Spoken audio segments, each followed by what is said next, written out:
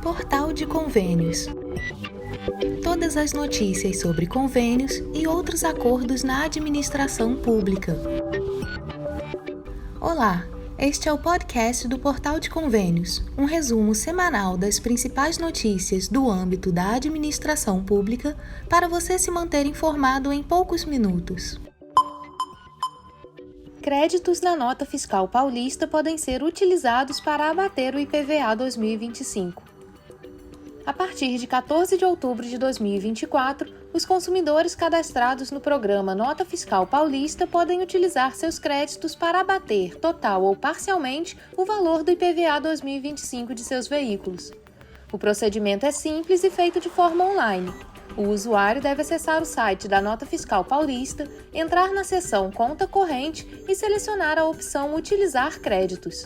Em seguida, basta optar por quitação ou abatimento no valor do IPVA. Vale lembrar que o veículo informado para abatimento do imposto deve estar registrado no nome do usuário cadastrado no programa, conforme as regras vigentes. Outro ponto importante é que a operação, uma vez realizada, é irretratável. Ou seja, em caso de venda do veículo, o valor creditado não poderá ser revertido ou transferido. O consumidor também pode escolher o montante que deseja aplicar no abatimento, seja ele total ou parcial. Caso o valor destinado seja superior ao necessário para quitar o IPVA, a diferença será automaticamente devolvida à conta do Programa Nota Fiscal Paulista. No mesmo período, em 2023, 13.398 consumidores solicitaram o abatimento do IPVA, resultando na utilização de aproximadamente R$ 478.600 em créditos. Este ano, a expectativa é que um número ainda maior de participantes aproveite essa oportunidade para aliviar o custo do imposto veicular. A Nota Fiscal Paulista é um programa do governo do estado de São Paulo criado em 2007 com o objetivo de combater a sonegação fiscal e incentivar os consumidores a exigirem a nota fiscal em suas compras. Ao solicitar o documento fiscal em estabelecimentos comerciais, o consumidor recebe de volta uma parte do valor do Imposto sobre Circulação de Mercadorias e Serviços, o ICMS, que foi pago pelo comerciante. Funciona assim: ao realizar uma compra, o consumidor informa seu CPF ou CNPJ, no caso de empresas, no ato da emissão da nota fiscal. Uma parcela do imposto recolhido pelo estabelecimento é então creditada para o consumidor, podendo ser utilizada de diferentes formas, como resgate em dinheiro, em que os créditos podem ser transferidos para a conta bancária do consumidor, abatimento no IPVA, como mencionado anteriormente, em que os créditos podem ser utilizados para quitar ou reduzir o valor do IPVA de veículos em nome do consumidor, e doações, em que o consumidor pode doar seus créditos para entidades beneficentes cadastradas no programa. Além de gerar créditos, a Nota Fiscal Paulista também oferece sorteios de prêmios em dinheiro, baseados nos valores das notas fiscais registradas pelos consumidores. Periodicamente, os consumidores concorrem a prêmios em diferentes faixas de valor que podem variar de centenas a milhões de reais. O programa tem sido uma ferramenta eficaz no aumento da arrecadação do ICMS e na promoção da cidadania fiscal, já que incentiva a formalização das compras e contribui para a fiscalização das obrigações tributárias por parte dos comerciantes. O prazo para optar pela utilização dos créditos da Nota Fiscal Paulista no abatimento do IPVA vai até o dia 31 de outubro, sendo este o único período do ano em que essa funcionalidade está disponível. Fique atento ao prazo e aproveite seus créditos para economizar no IPVA 2025. Em caso de dúvidas, envie mensagem ao Fale Conosco da Secretaria da Fazenda e Planejamento ou entre em contato pelos telefones 0800 01 70 110, ligando a partir de telefone fixo, e DDD 11 29 30 37 50, ligando a partir de celular. Exclusivo: governo abandona recriação da Funasa e convênios ficam paralisados. Um levantamento exclusivo revela inação e falta de transparência com os convênios municipais de saneamento. A pesquisa conduzida pela equipe do Portal Convênios mostra a falta de compromisso do governo federal em relação aos convênios assinados com municípios por meio da Fundação Nacional de Saúde, a Funasa. A análise foi realizada através dos dados da plataforma Transferigov e expõe o abandono de projetos essenciais para o saneamento básico em várias regiões do país, mostrando a ineficiência e falta de transparência na gestão pública. A situação começou a se agravar após a edição da medida provisória MP 1156 de 2023, que extinguiu as funções da Funasa e transferiu suas atribuições para os Ministérios da Saúde e das cidades. A MP, que afetou diretamente centenas de propostas cadastradas na plataforma Transferigov, tanto por meio de emendas parlamentares quanto de propostas voluntárias, não foi votada no Congresso e perdeu sua validade. Com isso, convênios municipais e estaduais ficaram paralisados, sem confirmação da continuidade e sobre a garantia dos repasses efetivos. Em julho de 2023, o governo federal, sob pressão dos senadores Dr. Irã, do PP de Roraima, e Daniela Ribeiro, do PSD da Paraíba, publicou 3 portarias relacionadas à recriação da Funasa, com uma delas estabelecendo a criação de uma comissão para reestruturar e modernizar o órgão. A ineficiência crônica da Funasa foi um dos motivos citados na MP 1156 para sua extinção, e a nova comissão prometia soluções rápidas para sanar dúvidas e garantir a execução dos objetos pactuados, mas até o momento os avanços não ocorreram. Uma das portarias prorrogou a vigência dos convênios e contratos da Funasa até junho de 2024, estendendo o prazo para o crédito de repasse dos recursos, a apresentação e execução dos projetos. De acordo com o levantamento da reportagem do Portal Convênios, muitos desses termos já foram estendidos para 2025 e outros aguardam nova prorrogação, dado que todos ainda estão empenhados no orçamento da União. Isso mostra uma gestão lenta e descoordenada, tanto por parte dos municípios que não apresentaram seus projetos dentro do prazo, quanto da União, que falhou em fiscalizar e cumprir os acordos estabelecidos com o Congresso Nacional. Apesar das prorrogações nos prazos, apenas 9 municípios receberam algum recurso para dar andamento às obras de saneamento. Dos 49 convênios assinados entre 2021 e 2024 analisados pela reportagem, apenas 3 municípios receberam o valor integral. Outros 6 obtiveram repasses parciais, variando entre 5% e 50% do montante acordado. Em contrapartida, 40 municípios ainda aguardam os recursos federais e não sabem se os seus projetos terão futuro ou não, dado que, diante do ano eleitoral, os recursos ficam travados e só podem ser liberados após o segundo turno das eleições. O estudo também revelou que alguns projetos enviados para análise no Transferigov em 2022 permanecem sem resposta da Funasa, do Ministério da Saúde e do Ministério das Cidades, órgãos encarregados de suprir as demandas da Fundação na gestão dos convênios federais. Após 2 anos, as prefeituras não receberam qualquer retorno sobre a viabilidade ou andamento dos projetos cadastrados. Um dos casos mais emblemáticos é o do município de Verdelândia, em Minas Gerais. Com um convênio de saneamento básico no valor de R$ 13,2 milhões, Verdelândia enviou o projeto básico para análise em outubro de 2023. E, conforme o levantamento do Portal Convênios, a documentação permanece sem resposta dos órgãos competentes. O município de Verdelândia, localizado no norte de Minas Gerais, é uma das muitas cidades brasileiras com infraestrutura precária e baixa capacidade de investimento. Com índice de desenvolvimento humano médio, a cidade é um exemplo clássico de localidade onde a Funasa deveria atuar, fornecendo soluções de saneamento que evitassem surtos de doenças como cólera e hepatite A. No entanto, quase 1 ano depois da submissão do projeto, o município aguarda um parecer conclusivo. Outro ponto alarmante constatado pela equipe do Portal Convênios é a ausência de transparência e atualização nas informações da Fundação Nacional de Saúde. O site do órgão está fora do ar, com dados desatualizados, não sendo possível confirmar a situação atualizada do presidente interino, se ainda permanece no cargo Alexandre Mota, nomeado após a edição das portarias de julho de 2023. A Funasa, criada em 1991 para implementar políticas de saúde e saneamento básico em áreas vulneráveis, se encontra hoje em um estado de paralisação. O governo federal, que deveria ser o responsável por coordenar e liberar os recursos para essas regiões, parece ter deixado de lado a gestão da autarquia, o que coloca em risco o andamento de convênios com os municípios sem condições de financiar infraestrutura sanitária para a população. O senador Dr. Irã, durante seu pronunciamento no plenário da Casa, ressaltou a relevância da instituição, que é responsável por realizar obras de saneamento em pequenos municípios, além de desenvolver ações de prevenção e combate a doenças e promover educação em saúde, e criticou o governo federal pela falta de compromisso com a reestruturação e modernização da Funasa. que nós possamos, o mais rápido possível, senhor presidente, reestruturar e fazer com que a Fundação Nacional de Saúde ela volte a ter, não uma atividade que às vezes há certas contestações em relação à sua atuação em alguns locais desse país, mas nos estados do norte do Brasil e nos estados do nordeste do Brasil, a Funasa é absolutamente importante, porque lá nós temos muita demanda por melhorias sanitárias, por pequenas obras de saneamento, por perfuração de poços. No nosso estado, presidente, senhoras e senhores, na agricultura familiar do nosso estado, a Funasa é fundamental, porque, diferentemente do Amazonas, onde nós temos uma floresta densa, no nosso estado, metade do nosso estado são lavrados, são áreas que têm onde a população tem dificuldade de obter água de qualidade. A Funasa tem feito um trabalho extremamente profícuo, extremamente efetivo para o desenvolvimento da agricultura familiar.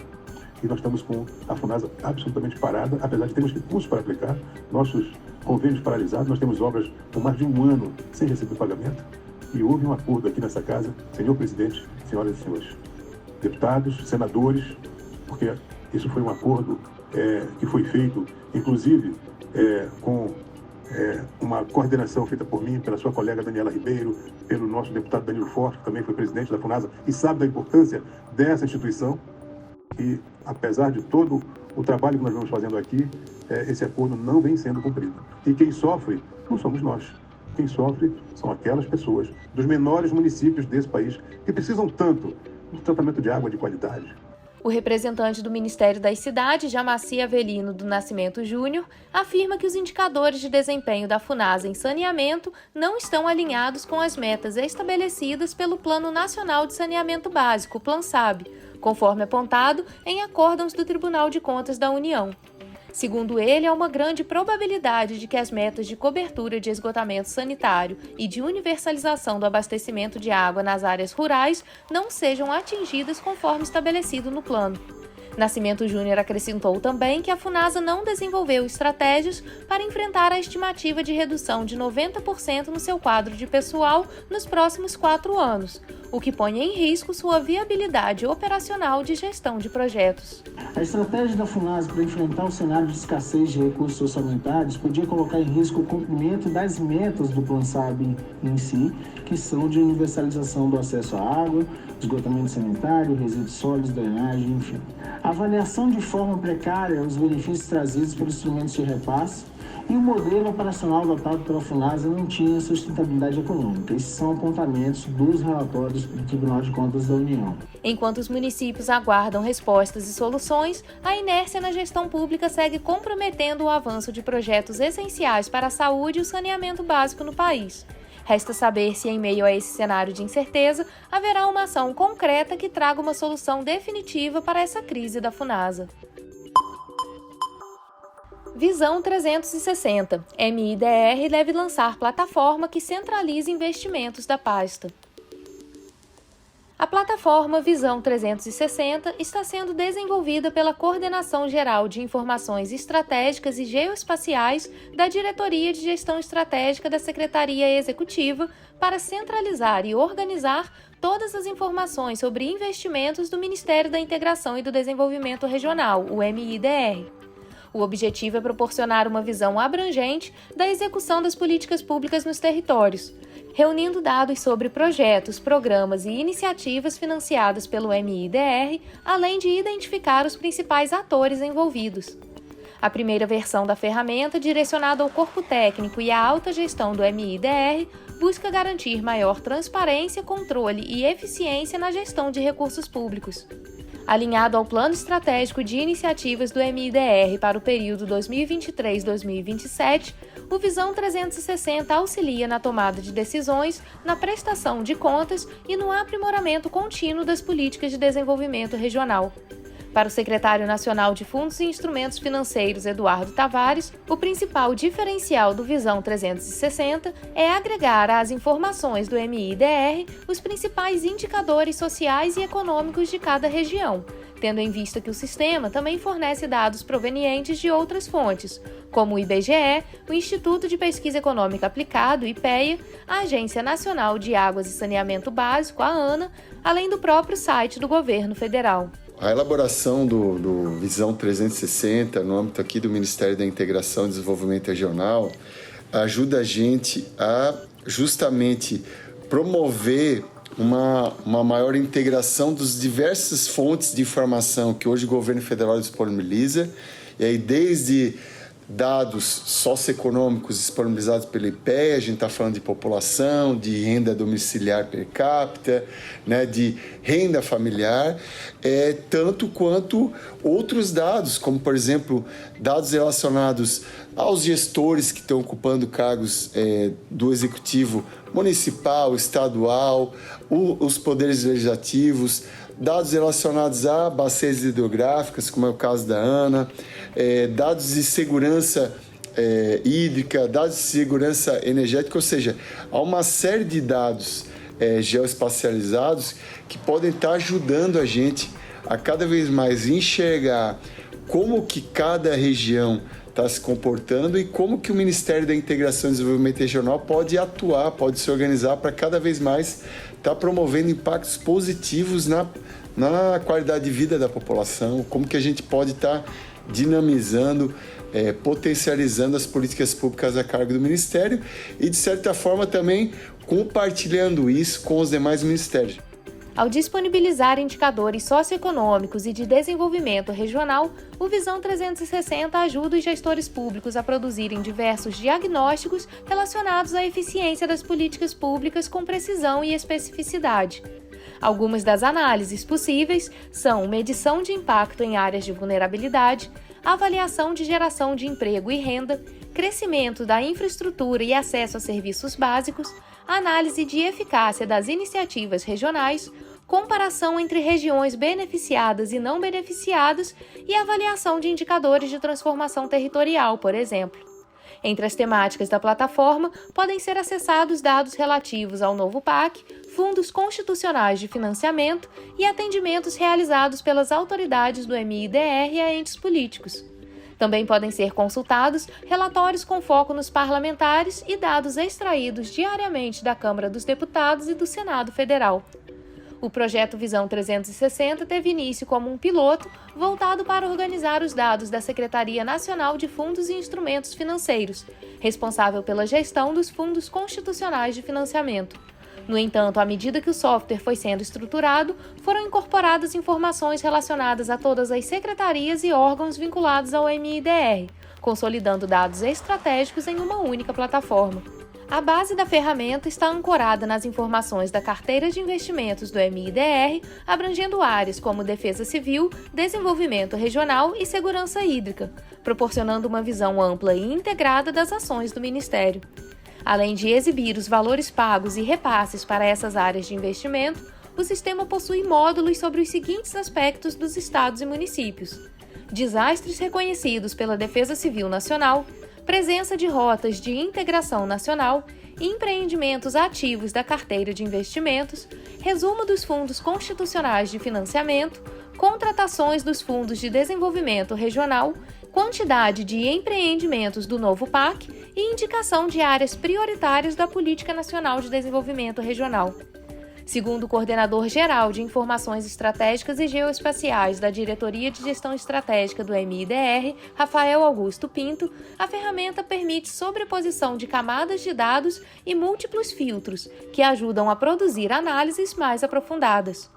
Ele observa que, a partir do momento que se tem os microdados estruturados, é possível cruzar diferentes informações de políticas públicas, o que ajuda os gestores públicos a terem uma ideia mais ampla da realidade de determinado território e fazer correlações entre investimentos e resultados obtidos. Isso ajuda a analisar se a política pública atingiu o resultado esperado, ou seja, melhores condições de vida para a população, geração de emprego e renda, acesso à água e, no caso da Defesa Civil Nacional, atendimento de calamidades. Para que a plataforma seja bem manuseada internamente, o MIDR está investindo na capacitação de servidores no sistema ArcGIS. Os cursos começaram em agosto de 2024 e vão se estender até 2025. A geoespacialização é um componente essencial do Visão 360, permitindo uma visualização clara das transformações geradas pelos investimentos do MIDR em níveis local, regional e nacional. Esse recurso possibilita a identificação de áreas prioritárias para investimentos, como regiões em desenvolvimento, áreas de vulnerabilidade socioeconômica e locais estratégicos para o crescimento regional.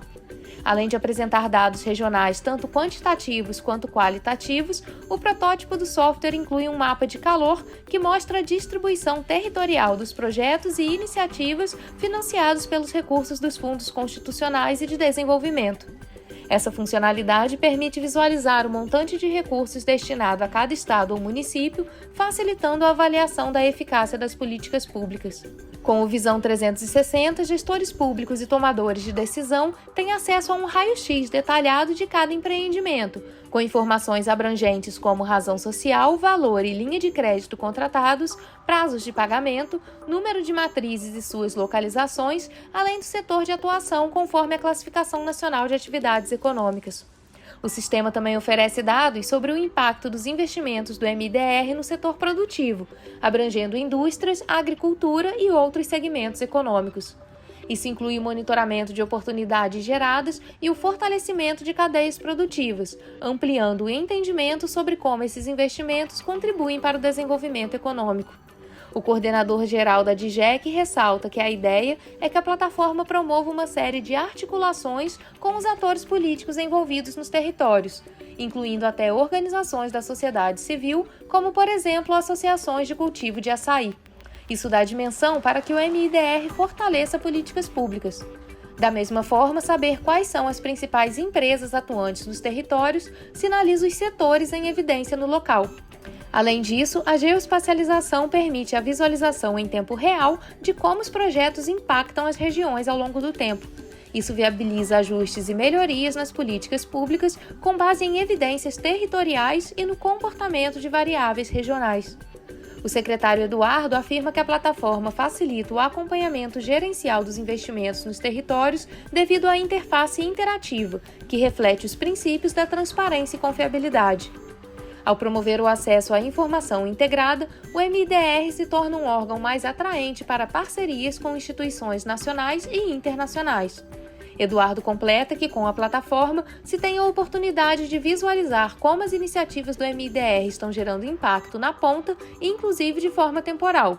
Esse protótipo está contribuindo para que órgãos multilaterais, sediados até em outros continentes, possam enxergar essa transformação na Amazônia, no Nordeste, onde quer que os fundos estejam atuando.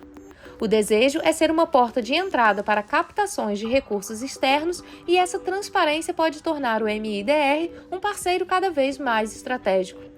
Uma vez que o processo de estruturação do Visão 360 esteja finalizado, as informações poderão ser disponibilizadas futuramente para diferentes perfis de públicos e ou clientes de formas distintas de acordo com o uso indicado.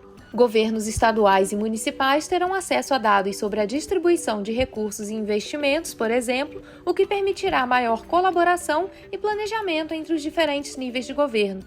Rafael Pinto explica que, neste momento, o sistema tem os microdados estruturados, permitindo uma informação detalhada tanto para os profissionais técnicos quanto para os gestores do Ministério. E eles utilizam essas informações para trabalhar diretamente com as políticas públicas e precisam de dados para basear visões estratégicas e administrativas. Para a população, seria possível disponibilizar os dados de diversas formas. Atualmente, o MIDR disponibiliza informações referentes aos fundos constitucionais e de desenvolvimento no portal oficial. A população pode acessá-las e exercer participação e controle social. 5 passos essenciais para uma transição de mandato eficiente em municípios.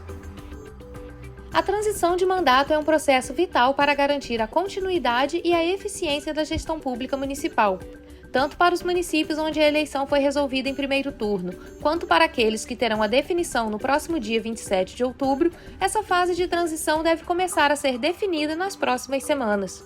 Quando realizada de forma organizada e transparente, ela proporciona não apenas a entrega correta das responsabilidades do governo anterior ao novo, como também assegura que os serviços à população não sejam interrompidos.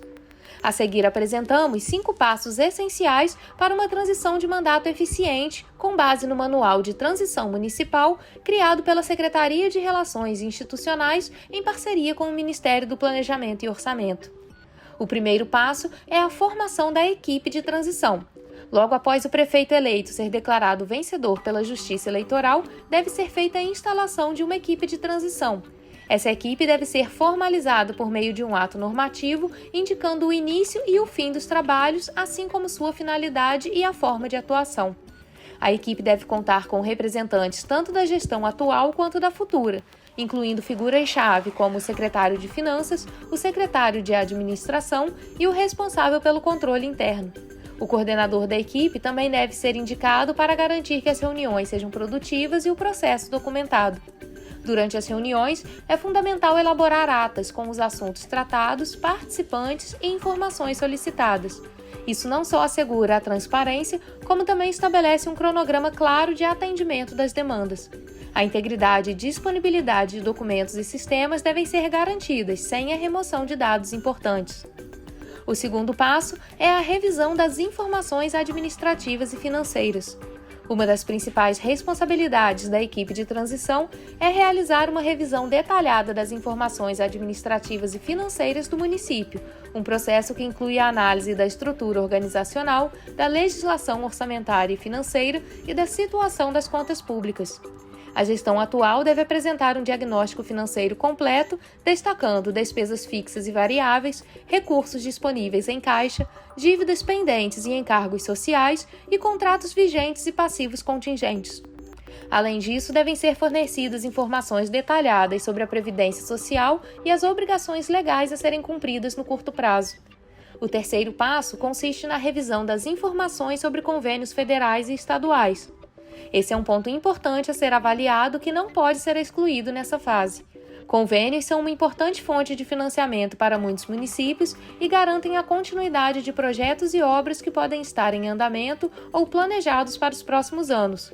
Por isso, é essencial que a equipe de transição revise todos os convênios vigentes, verificando prazos, recursos já recebidos e metas a serem cumpridas. A nova gestão precisa estar ciente do status de cada convênio para evitar a perda de recursos ou possíveis interrupções em projetos essenciais para a cidade. O quarto passo para uma boa transição de gestão é o inventário de bens patrimoniais. O levantamento e a análise dos bens patrimoniais do município são etapas fundamentais para garantir uma transição segura e transparente. A equipe de transição deve ter acesso a um inventário detalhado de todos os bens móveis e imóveis da Prefeitura, incluindo veículos, equipamentos e infraestrutura. É importante verificar o estado de conservação de cada bem e apontar se há necessidade de reparos ou substituições. A correta administração do patrimônio público é uma forma de assegurar que a nova gestão comece suas atividades com os recursos necessários para o funcionamento adequado dos serviços públicos. O quinto e último passo é a comunicação e continuidade dos serviços. Por fim, a transição de mandato deve garantir a continuidade dos serviços públicos essenciais, como saúde, educação, coleta de lixo, transporte e segurança. A nova gestão precisa assumir seus deveres sem interrupções, de forma que a população não seja prejudicada por eventuais falhas operacionais. Para isso, a comunicação entre as equipes de transição deve ser clara e eficiente, com reuniões periódicas e um cronograma bem estabelecido para atender às demandas urgentes. Além disso, a equipe de transição deve ter um plano de comunicação com a população, explicando como será a passagem de poder e como os serviços serão mantidos. Essa transparência é fundamental para manter a confiança pública durante o processo de mudança. Em conclusão, uma transição de mandato eficiente depende de organização, planejamento e transparência. Segundo os passos descritos acima, formação de equipe de transição, revisão de informações administrativas e financeiras, análise de convênios, levantamento de bens patrimoniais e garantia da continuidade dos serviços, a nova gestão municipal poderá assumir suas funções de forma responsável e preparada para enfrentar os desafios à frente. Ao garantir que todos os dados e recursos sejam devidamente transferidos, as prefeituras asseguram que o novo governo possa dar continuidade às ações em benefício da população, sempre com um olhar para a eficiência, a transparência e a responsabilidade com o uso dos recursos públicos. FPM. 13 municípios não receberam a parcela dos 1,8 bilhões de reais de sexta-feira. A União repassou na última sexta-feira, 18 de outubro, um montante de mais de 1 bilhão e 841 milhões de reais aos municípios brasileiros. O valor, que corresponde à segunda parcela de outubro do Fundo de Participação dos Municípios, o FPM, é quase 16% maior do que no mesmo período do ano passado, quando a quantia total foi de aproximadamente R$ 1 bilhão e 590 milhões de reais. Entre os estados da região sul do país, por exemplo, o destaque vai para o Rio Grande do Sul. A unidade da federação vai contar com um total acima de R$ 116 milhões de reais, que será partilhado entre cidades como Vacaria, Tramandaí e Sapiranga. Já no Sudeste, o estado de São Paulo recebe a maior quantia.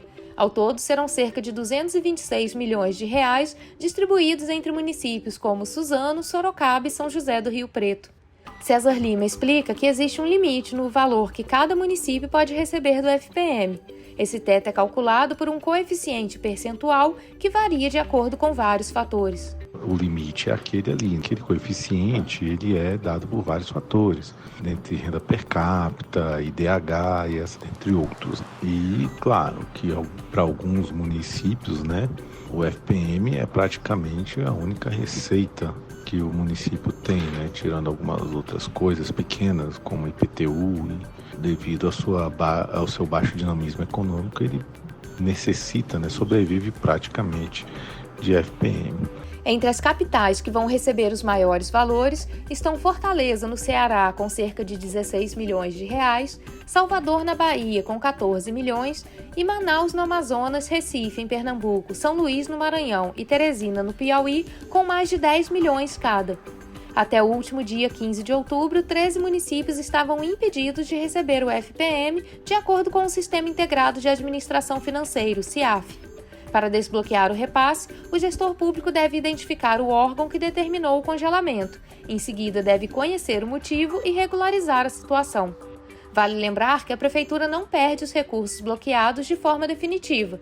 Eles ficam apenas congelados enquanto as pendências não são regularizadas. Verifique se sua cidade está na lista de bloqueados em portalconvênios.com.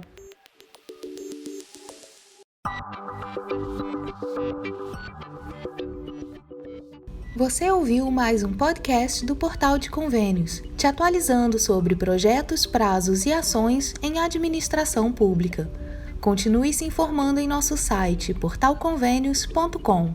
Até a próxima!